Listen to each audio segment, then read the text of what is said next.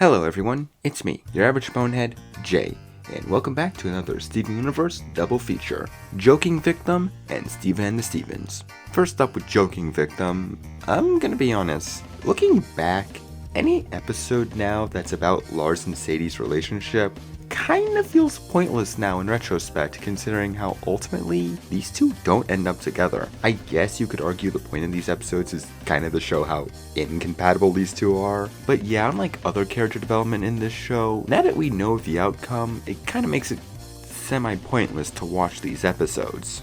Lars and Sadie's individual character development episodes are still good, and the character development in the episodes are also decent, but overall they just kinda come off now as pointless. But I still gotta go through this episode, so basically Lars ends up faking an injury and has Sadie cover for him at work. Of course, Steven offers to help Sadie at the Big Donut, and he gets the rundown of how things work there. Though when Steven and Sadie decide to do something nice for Lars, they realize he was faking the injury, and get back at him the next day by giving him a donut that was covered in magic fire salt that Steven got from Amethyst earlier in the episode. And because magic and cartoon logic, Lars almost ends up burning down half of Beach City.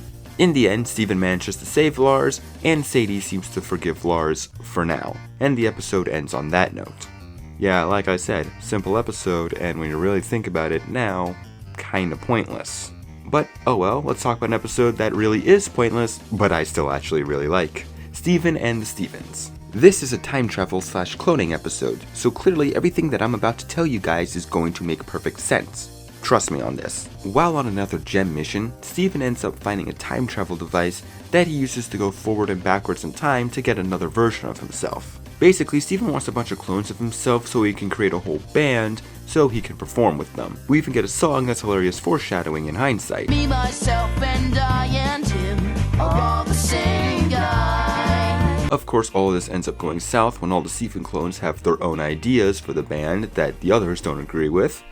And ultimately, they get into a huge death match and end up dragging other Stevens along too, until they all end up back at the point where the episode began, and the Steven that started this all smashes the original time device. This causes all the other Stevens, including the one we were following this episode, to disappear, leaving the Steven at the very beginning of the episode to witness all this and become traumatized by it. This leaves that traumatized Steven to become our Steven, and he ultimately, in the end, just does the performance with the gems. Everybody got that? Steven and the crystal gems, we're gonna make you smile. Yeah, when I said this episode's kind of pointless, I literally mean it because technically speaking, it didn't actually happen.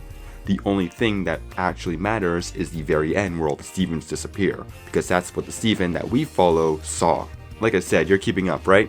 But overall, this is a very funny episode, and a little fun fact about myself, this episode marks the very first time I saw anything Steven Universe related. I vividly remember this. During a time where I was visiting some family, my immediate family was in a hotel, and I saw this episode pop up on TV. I didn't even see the full episode, I just saw this joke.